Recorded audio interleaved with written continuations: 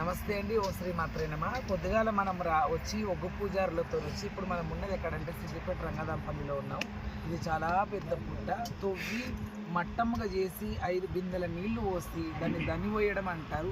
దని పోసి పసుపేసి కుంకుమేసి బియ్యం పిండితో ముగ్గు వేసి ఒక గురికి కొబ్బరికాయ నిమ్మకాయలు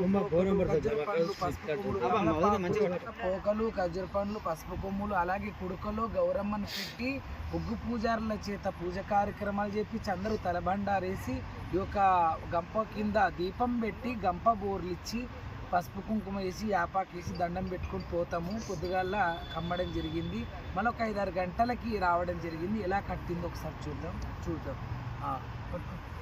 జబులో మావరాలెల్లమ్మకు, జబులో జగన్మాతకు.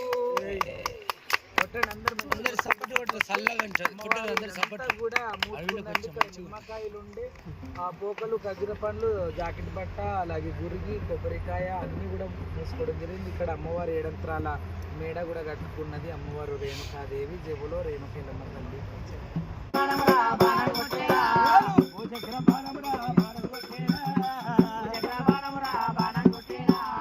కార్తీక రాజు భూచక్రం బాణం కొట్టినప్పుడు చెట్లు చేమను కోసుకుంట 6వ తాలక కారణాల పుట్ట మీద బాణం వస్తూ ఉన్నదో.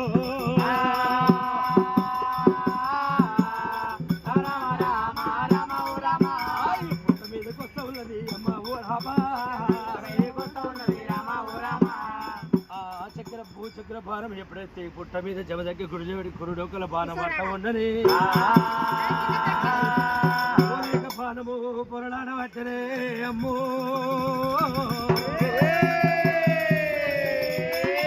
అమ్మవారు రేణుక ఎల్లమ్మ చుట్టుముట్టు నంద తీగ పెట్టుకున్న ప్రవలించిన రేణుక ఎల్లమ్మ కూడా చూసి దేవి ఎల్లమ్మ దేవి ఎల్లమ్మ అమ్మంటే బొమ్మనట్టు పోతువయ్యో నేను ఏ తవ్వలొద్దునయ్యా ప్రాణనాథ ఏ దారినద్దునయ్యో ప్రాణనాథో నిన్ను ఏ రెండగొట్టినయ్యా ప్రాణనాథ నాయకుడి అక్క జనలు లేకపోయేదో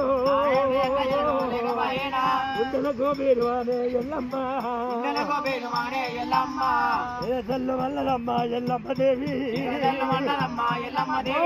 కడ్డీకి పుట్టడమ్మో ఎల్లమ్మో ఏ మంత్రం మీద మన్నవయ్యా మన్నవయ్యో మంత్రమాయే ప్రాణనాథ ఏ తవ్వలొద్దునయ్యా ప్రాణనాథో ఏ తవ్వలొద్దునయ్యా ప్రాణనాథ నాకు ఏ దారి చూపుతావో ప్రాణనాథో గుండెల గోపేలు వారే ఎల్లమ్మో నాయసరి అక్క జనలేకపోయేనా ఒక్కనాడు బాధ కూడా హరాయను ఎల్ల బాధలు ఎల్లమ్మకు 7 రోజుల ఒక్కు కాత ఎల్లమ్మో ఎల్లమ్మ కన్నీరు ఇవ్వతే ఒల ఎల్లమ్మ ఒల కొయ్యవతే ఎల్లమ్మో ఓ ఎల్లమ్మ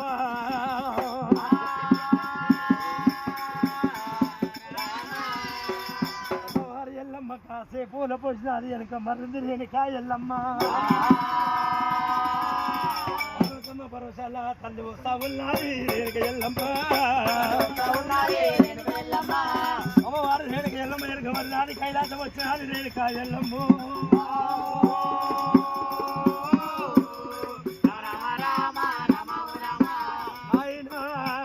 ఆయన సంగమయ్యో బియ్యం కోసుకునే